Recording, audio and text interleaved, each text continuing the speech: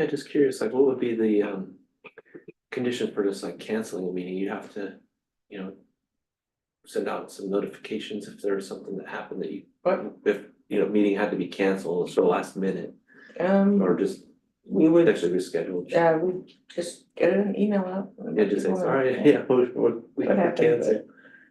But I think we're, Like perhaps if there's not a quorum or something like that, would be another, If we knew. yeah, but normally we'd have staff. I mean, Yeah. they could have bumbled through without the technology as well, so but Yeah. that's fine.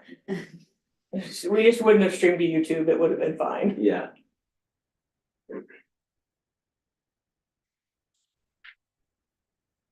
Okay. All right. Call to order the meeting of the Board of Directors for the Pleasant Hill Recreation and Park District for Thursday, June 13th, 2024. It is now 7 p.m. The roll call, looking around, all directors are present. So we'll move on to item 2, the Pledge of Allegiance, and Director Glover, would you lead us, please? Pledge allegiance to the flag of the United States of America and to the republic for which it stands, one nation, under God, indivisible, with liberty and justice for all. Thank you.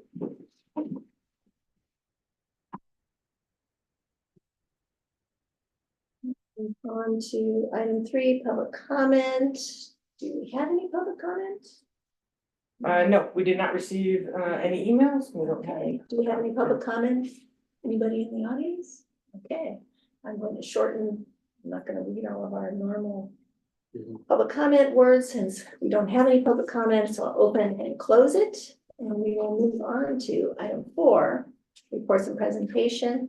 And the first one is 4.1.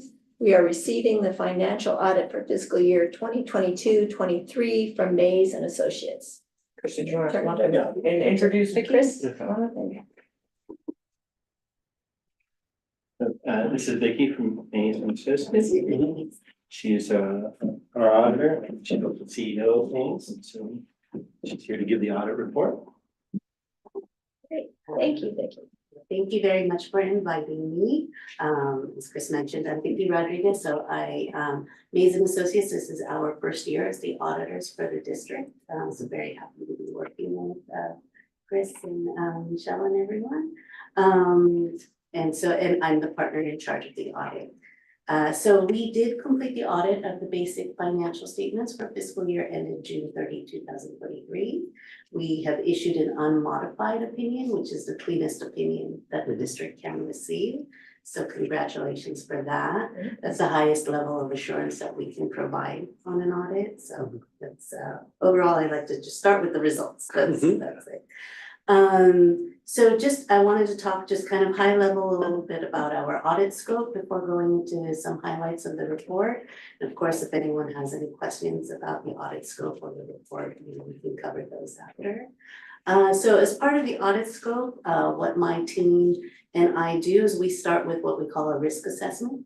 And so that's where we'll look at the district's financial activities and statements, just kind of what's going on. And we determine like what areas are of higher risk. And when we're looking at risk, we look at risk of material misstatement. So that could be just by error or non-compliance or any irregularities, those types of things. So once we do the risk assessment, we tailor the audit plan specific to the district. Of course, testing more on the areas that we feel are higher risk or larger balances, things like that.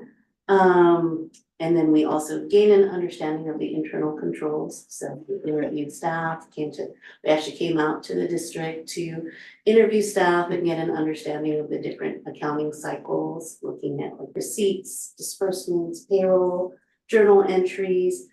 We also perform tests of transactions where we select samples from all of those cycles and request the supporting documents just to make sure that everything that's recorded in the accounting system is supported by backup. And then we look at bank statements and reconciliations. We did confirmations with the county on some of the, on the revenues as well as the debt service payments. And then as far as like the pension liabilities, because that's out of the report, we do look at the actuarial valuations provided by CalPERS to look at those calculations. So that's the audit scope. On the report, so what I wanted to highlight were kind of like the bigger highlights here. So municipal accounting, they always want to make everything complicated. There's two different sets of financial statements, right? So you have what you call your entity-wide or your district-wide, and that's where everything is consolidated, all of the district's activities, and that looks at not just the current assets and liabilities, but also looks at long-term. So you're looking at your long-term capital assets, as well as your long-term liabilities, like your pension liabilities and debt and long-term debt. So entity-wide, at the end of the year, the district did end with net income of 1.8 million. So that's a positive note. And then you have your fund level statements, and the major fund being the general fund. And so there again, the general fund also ended with net income of 2.6 million. And in comparison with budget, so you're about 1.2 million higher in revenues than what was budgeted. And then you were about 772,000 over in expenditures over budget. But overall, that was a $2.6 million net income for the general fund. So that's a healthy thing. The other items I wanted to highlight is so your long-term debt did go down. That's with the payoff of the redemption of the 2012 general obligation bond Series B. So that was the major thing for long-term debt. The other big piece is pension. So that's always kind of the one that in the last couple of years has been kind of playing games with everyone. So district is not alone. This is being seen across all municipalities. This year, there was a $3.2 million increase in the net pension liability. Part of that was the reduction of the inflation rate that was used by CalPERS. So it was reduced to 6.9% from 7%. So that's going to affect your calculation dramatically. The other piece is that really June 30, 2022 was really the anomaly year. That's where the net pension liability actually went down quite a bit. And so just a good place to kind of look at those fluctuations is page 44, like that's in the required supplementary information.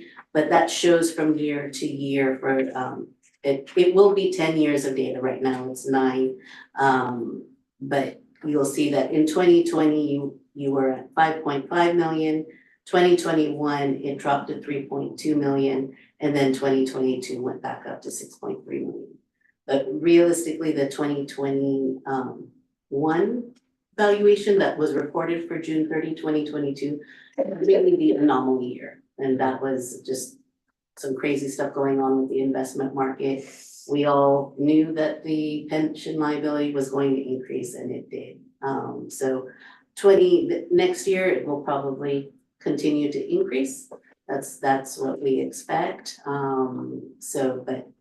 But I feel that this year for 2023 is much more in line with where it should have been. 2022 was really the anomaly year. With that, any questions on the report or on the audit scope itself? Director Bernardo. Yeah, just a couple of questions, but I'll start with a comment. This is like night and day experience for us with your audit. It is so readable and so helpful. I was like, I pretended. No, we're still on with this. That's a good. Extremely helpful, useful document. So thank you very much for what you've done, but also from all of us, I think, just an expression of appreciation to staff for making the change, because this is, it's just wonderful. Well, I'm very happy. Whatever it was going to contain, it's a wonderful report. Okay, great to hear. And actually, well, one of my comments was going to be that, I mean, we we kind of engaged a little bit late in the process. Normally we have like what we call an interim phase earlier in the year, which we've already talked with Chris for this coming year. Because the two improvements we really want to make is, well, the timing, obviously this is Yeah. pretty late in the game. We definitely want to get on track with being able to issue, December, January timeframe. A big help will be able to do kind of half of the audit in the summertime, and so there's less work to do at year end and kind of, and then of course, just this last year with just growing pains and getting to know on both sides, what we're requesting, and us getting to know the district. But the other thing, there are still some more improvements we want to make in the reporting. We just didn't want to keep holding off on it, so, but That thank was you. going to be one of my questions, at least in the interest of good government, why it took a year to produce this. And it clearly has been a unique year for our district in terms of availability of staff and information, things like that. So, we certainly understand that, but are there any deadlines that we have missed, statutory deadlines that we have missed, or anything other than the ultimate disclosure of this document to the public? Not that I'm aware of, other than, well, the state controller's report, Got But- some hate matter to. That's reminders. But the one comment I'll make on the state controller's report was that we actually saw documentation that the district actually is exempt from having to do one.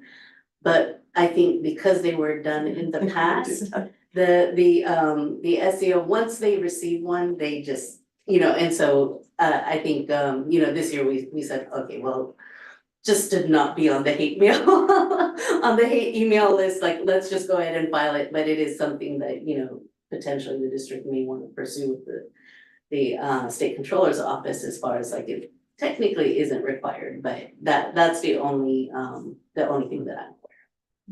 And then one last thing, about 15 years ago, the district lost some money in our part-time employee pension fund. The manager walked off with funds. So I know that you check bank statements, you told us that. Obviously LAIF, the county is, we have to take at face value whatever reporting that they're giving us about actual cash on hand. You're checking bank statements. But what about this other one, this PARS that we were in? Is that generally considered to be a safe and secure place for our money to be? PARS, yes, that definitely, we see a lot of agencies that use PARS, that is definitely regulated. Okay. And so I would say, like PARS and CRBT through CalPERS, both of those we see a lot of, yeah. Thank you. Those are my questions and comments. Anybody else have any comments or questions for Vicky? No, I just felt that, like, again, it was easy to read, and the information was well presented. So, happy that, we're conservative with our budgeting so that, we can kind of exceed expectations, come, this time of year with the revenue and things that are generated. So that's good news to hear that we're having a surplus. So. And I think actually our contract started probably in October. Started in the fall, yeah, so if the board remembers, we didn't finish our presentation from our auditor last time because it was very painful. So we received that without the actual presentation. At that point in time, which we had gotten late for the third year in a row, had gotten it in, June. So we then went out to RFP and we engaged, and, we didn't hire Mason Associates until September, October, I think, is when the board approved that contract. So we did start late. So hopefully this year with the, through the summer, that we won't be working on the audit for an entire year, so. I just had a question about the whole timing wise, because, for me, it seemed like, we're on a fiscal year basis, so wouldn't that audit come around that time? But you're talking year end, We so. want it in December. In December, Okay, so- January at the latest, the end of January is kind of Okay. is the benchmark for you to get it done. Okay. So all of our bonds, and the state requires us to produce or to file that audit with them. Mhm. And so we can get an extension if we tell them that, you know, that We're we're working working on on it. it and it's gonna come. But we would like to meet that deadline on Okay. on January 31st. That's Okay. the deadline. Yeah, I just didn't know that that was the requirement. I thought, you know, Yeah. given that, you know, it looks at the past fiscal year and you close the book information that. Yeah. Okay, I can tell you from my point of view, I mean, the audit was well staffed. We haven't seen auditors on site probably in 6 or 7 years, honestly. And this was the first time we had a team of auditors come out. They were all well trained, in my opinion. Mhm. You know, I wasn't having to teach them the business.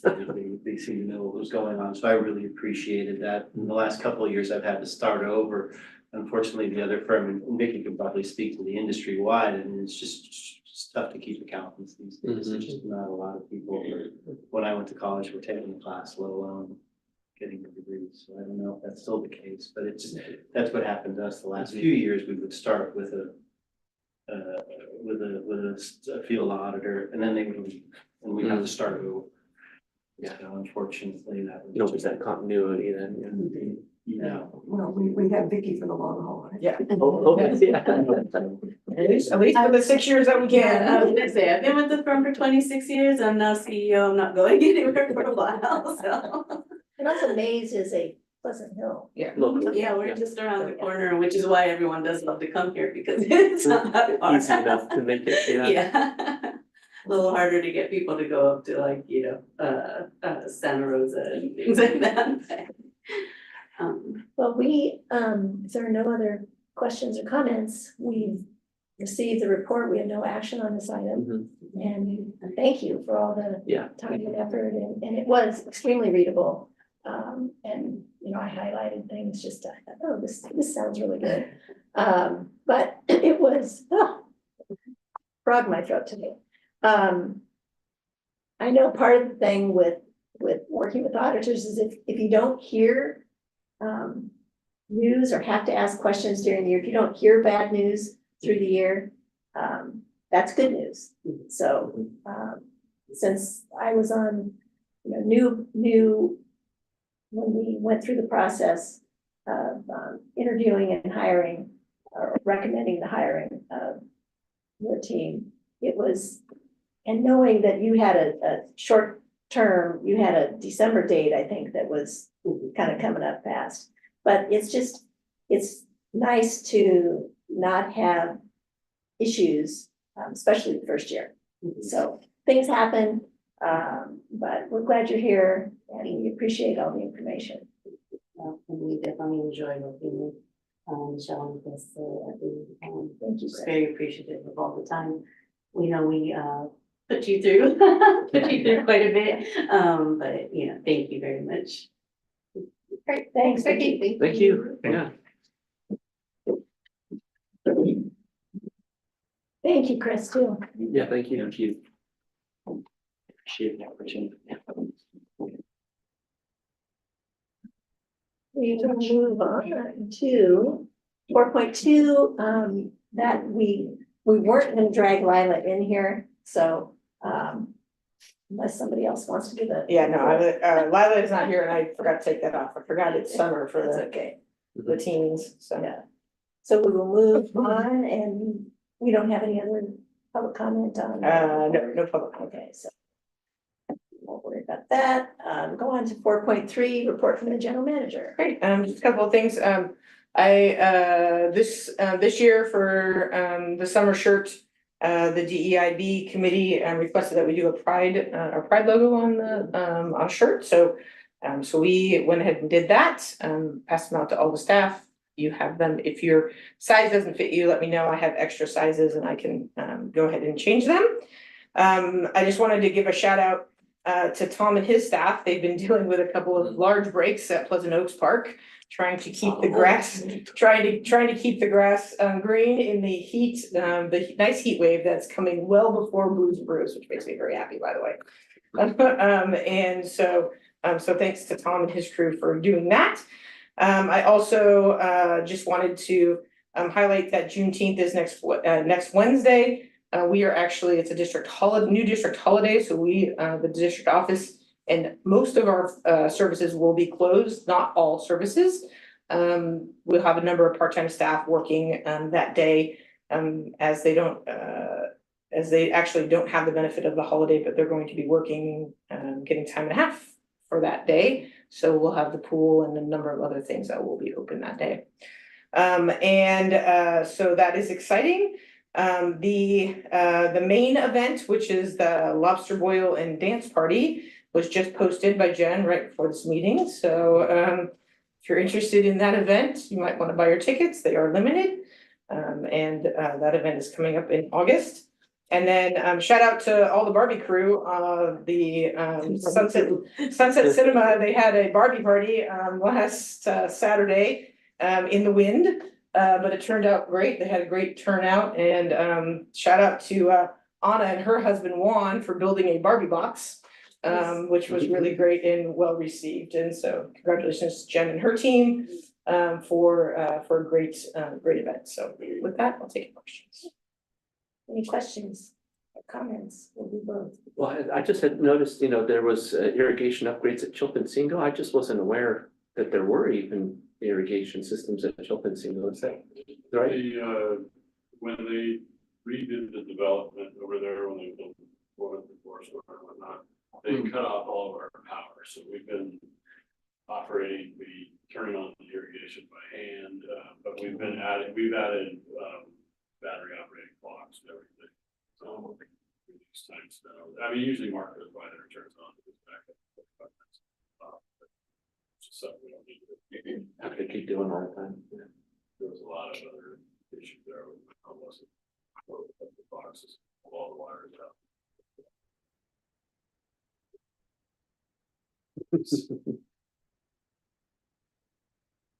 Chair Tran. I just wanted to give a shout out to the park staff who were trimming in open space. I did drive by. I think it was on a hot day. It's like four guys out there in the crew just whacking away at the weeds on this really hot.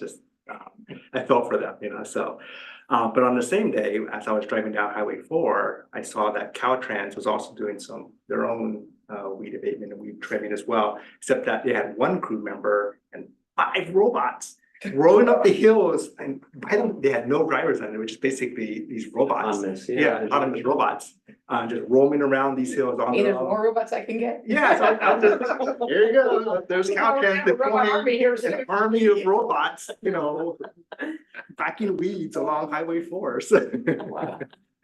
But I just felt bad for the 4 guys who were out there going like this, and just so hot that day. But anyways, I do appreciate the staff for doing that. Thank you. Any other comments? Any questions? All right. We will move on to the consent calendar. We've got 2 items. One is adopting a resolution 2024-0613, ordering even year board of directors election, consolidation of elections, and specifications of the election order. This happens when, every 2 years when there is an election for board members who are either up for election or if we need to fill a space. And the other item is our typical bills to be paid, warrants. Unless anybody has any questions on anything, I will entertain a motion on the consent calendar. Just one quick question. I saw, Melanie Graham, in the consent calendar. Is she still under contract? She's on an as needed basis. That was for our implementation meeting, she helped us with the implementation of the task forces and the kickoff the strategic plan. So that was our last one for now. Right. I will move the consent calendar. Thank you, Director Banana. Second that. Okay, Secretary Wurst seconds. All in favor? Aye. Aye. Motion passes. Item 6. Verbal report from committee chairs and opportunity to set dates. Land and Facilities had a meeting on June 3rd. And we discussed the capital improvement plan, which will now be moving to the budget committee for further presentation to the board. I think anybody have any? Director Bernardo, do you have any comments? Okay, all right. So we had that one, and then I know there was a budget and finance meeting on June 6th. Yeah, we had our second look at the budget. Looks great for the 2-year budget. We're gonna bring it to the full board. I think you guys will be pleasantly pleased with the budget. There's one thing to discuss at Pleasantly pleased, Pleasantly. good. because we got a great audit. And great budget. Roll it all up together, right? Yeah. There's one thing that we'll have to discuss. We'll bring to the full board to discuss. But other than that, it's gonna be. Thank you for your work on that. And we don't have any other No. meetings coming up at the moment. All right. We'll move on to item 7, board announcements and requests to staff. Director Bernardo. I guess the only thing I have is, last Saturday, there were all-star games at Pleasant Oaks Park. And the park looked great. There was a big hole. I understand, I could tell that it was irrigation, but you've managed to keep the fields looking great for that event. It was a lot of fun, a lot of kids out there with a lot of great esprit. So the fields look great, and so the whole entire park. Anyway, that was all I had that I think that was district related. Director Glover. Yeah, that was just piggyback on that. There actually is the PHBA is hosting an all-star tournament for the boys leagues this weekend, this coming weekend. So we'll highlight it again. And then the girls tournament is July 20th, 21st, 22nd. So boys tournaments will be out there hosted by PHB. So there's teams from all over coming in this weekend, and July 20th, 21st will be coming in there too. So, Get to showcase the facilities, yeah. yeah. Secretary Worst. Yeah, a couple of things. So a shout out, I think, to Jen. She had presented, I guess, at Rotary about, kind of upcoming sponsorship opportunities for the various programs at the district. So it was good to hear, getting out there and trying to, get some people to consider sponsoring some of the programs coming up. And then, I guess one of the things that I was made aware of is that there's a group of parents that are looking to try and reestablish some middle school sports programs. I think they've been working with the district to see about how that could, take place at some of the middle schools. So They've been working with the school district or the park district? both, actually.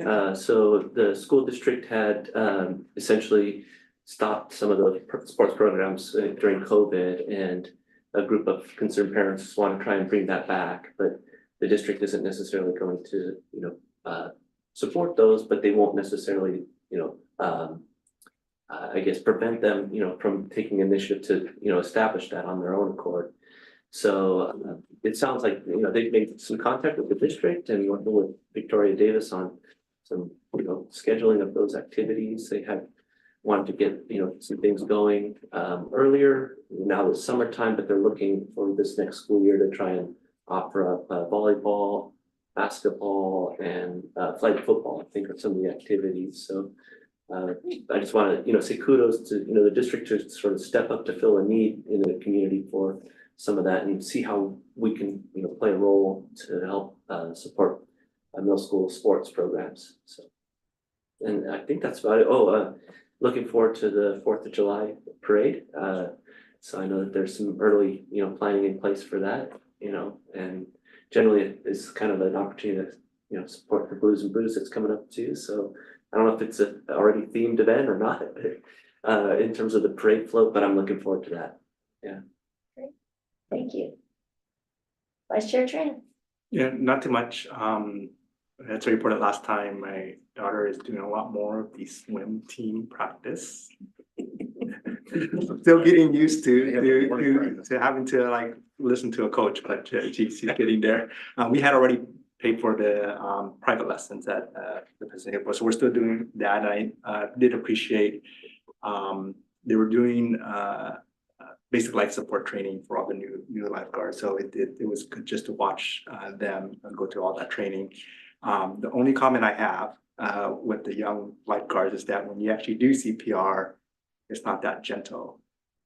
push hard, push fast, and so, and I've done a lot of CPR in my career, and so that's the only thing I wanted to say something, but Corey was definitely not, they got it. Corey usually yells that quite a bit, so.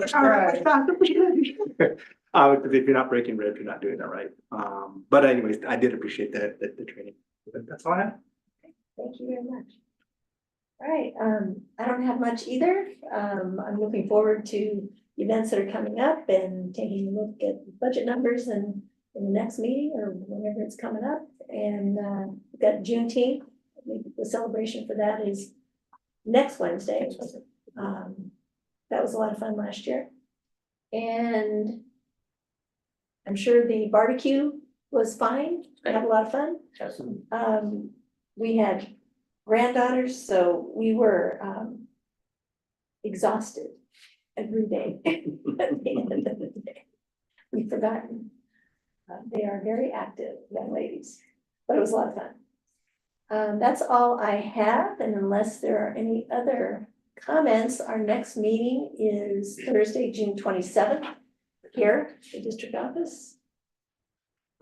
Nothing else? All right, with that, it is 7:30. I'm going to, this meeting is hereby adjourned.